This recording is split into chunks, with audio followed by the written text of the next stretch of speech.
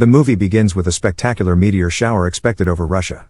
Deep space satellites have detected an asteroid moving toward Earth, creating a beautiful display of shooting stars in the night sky.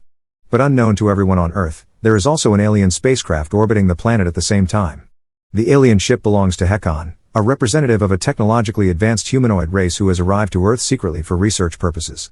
He was only supposed to stay in orbit and observe, but his spaceship gets damaged by the meteor shower and begins falling toward the surface at dangerous speeds of 4,000 to 5,000 kilometers per hour. Meanwhile, in Moscow, a teenage girl named Yulia Lebedeva and her boyfriend Artyom Tkachyov have just finished attending a meteor-watching event with their friends, including Yulia's close friend Svetlana. The young people are excited and happy, enjoying the spectacular light show in the sky. Yulia and Artyom decide to leave early to be alone together and have intimate time, while Svetlana and other friends stay behind to continue watching the meteors. As Hekon's damaged spacecraft enters Earth's atmosphere, the Russian Air Force detects it on their radar systems. The military commanders mistake the alien ship for a NATO spy satellite or enemy spacecraft. Without trying to communicate or identify it properly, they make the decision to shoot it down. Russian fighter jets fire missiles at the falling spacecraft, causing even more damage and making the crash inevitable.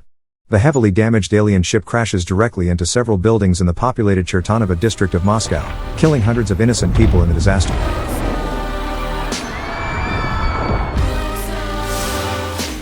Among the victims is Svetlana, Yulia's best friend, who dies in the crash while still watching the meteor shower.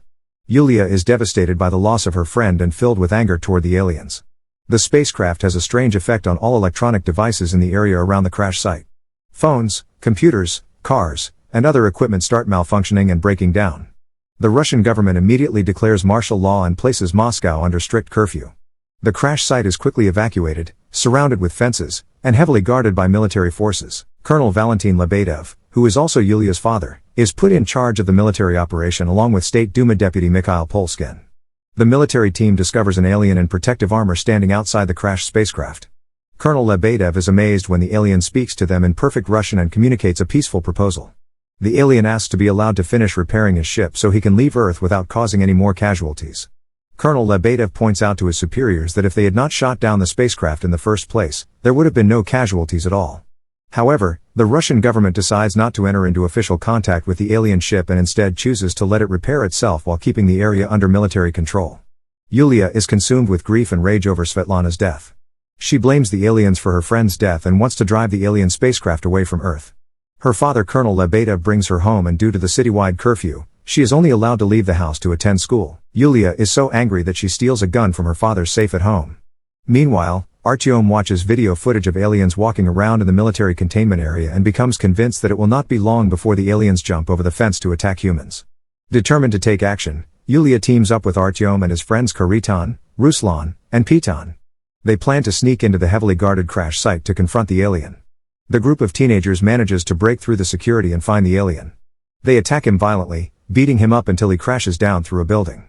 During the fight, they manage to steal his protective armor before an army patrol can discover them and arrest them. The teenagers escape with the alien's equipment. On another day, Yulia sneaks back into the crash site alone, but this time her mission is different. Instead of attacking, she decides to rescue the injured alien and secretly takes him away from the military zone. She brings the alien to hide with a nerdy classmate known as Google. His real name is Gleb Karkanov, who helps the alien recover from his injuries. While examining the alien's body to treat his wounds, Yulia notices something strange happening to her. A mysterious wristband begins forming on her right wrist, and this device somehow gives her the power to control and manipulate water. The alien, who tells them his name is Hekon, explains his situation. At first, he was uncertain about Earth and its people, but now he needs their help. He tells Yulia and Google that he is searching for a special device called Shilk, which allows him to travel through space without his body being destroyed by the journey.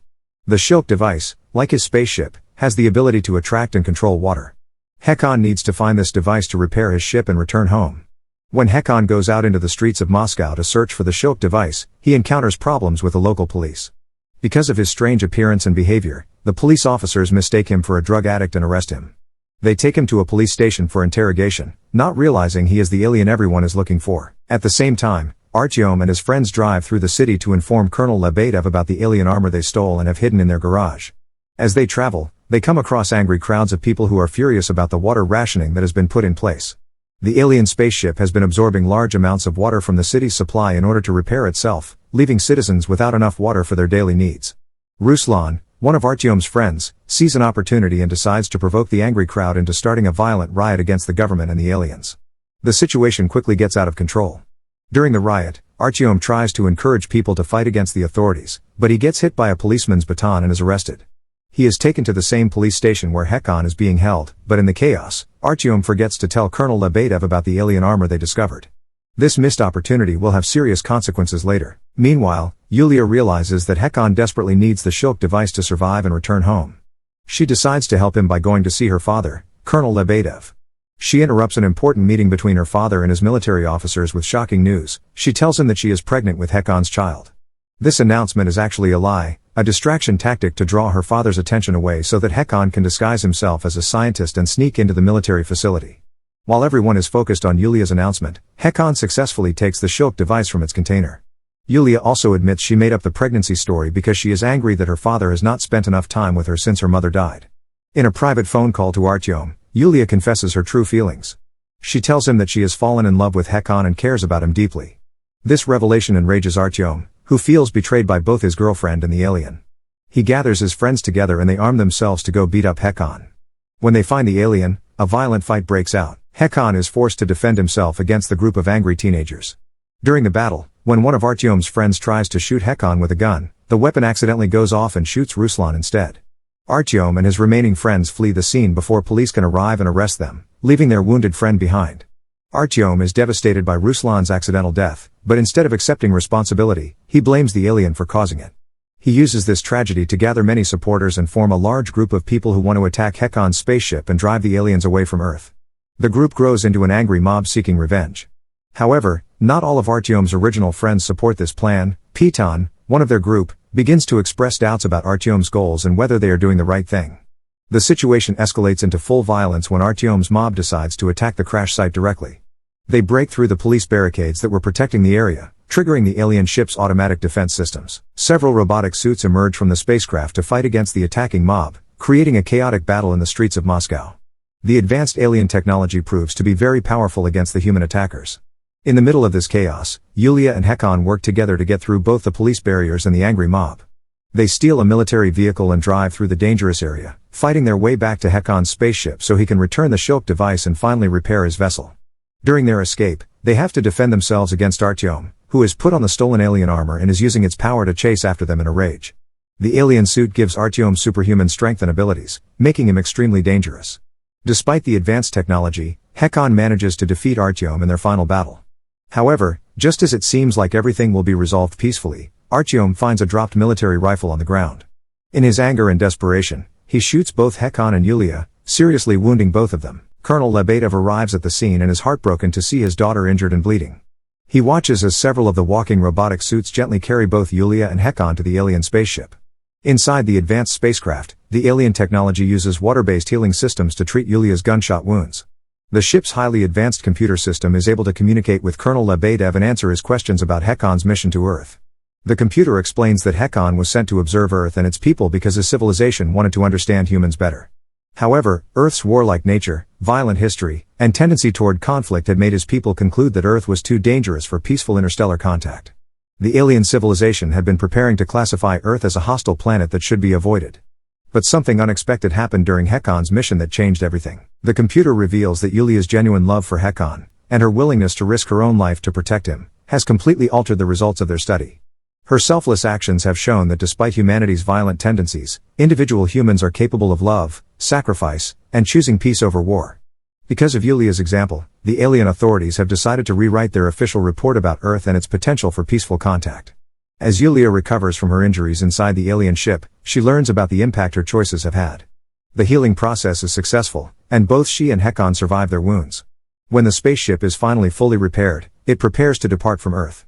Colonel Lebedev, his daughter, and everyone else return to their normal daily lives as the alien vessel lifts off from Moscow. As the spaceship leaves Earth's atmosphere, it releases all the excess water it had been collecting, returning it to the city's water supply. The movie ends with consequences for everyone involved. Artyom is arrested by the authorities for his role in the violence and rioting. He is presumably sent to a prison camp to serve his sentence for the crimes he committed. Meanwhile, the city of Moscow begins to return to normal as the military lifts martial law and people can move freely again. In the final scene, Yulia reflects on everything that has happened. The movie ends with her singing a song that captures the main message of the story. The truth is that one alien from far away trusted us more than we trust ourselves. This line summarizes the central theme of the film, that despite humanity's fears and prejudices, it was the alien visitor who showed more faith in the possibility of understanding and connection than the humans did. Hakan trusted Yulia enough to let her help him, while most humans, including those in government and military, chose fear and violence over communication and cooperation. If you enjoyed this movie recaps, please don't forget to subscribe to our channel for more awesome recap videos on the latest TV shows and films. Thanks for watching.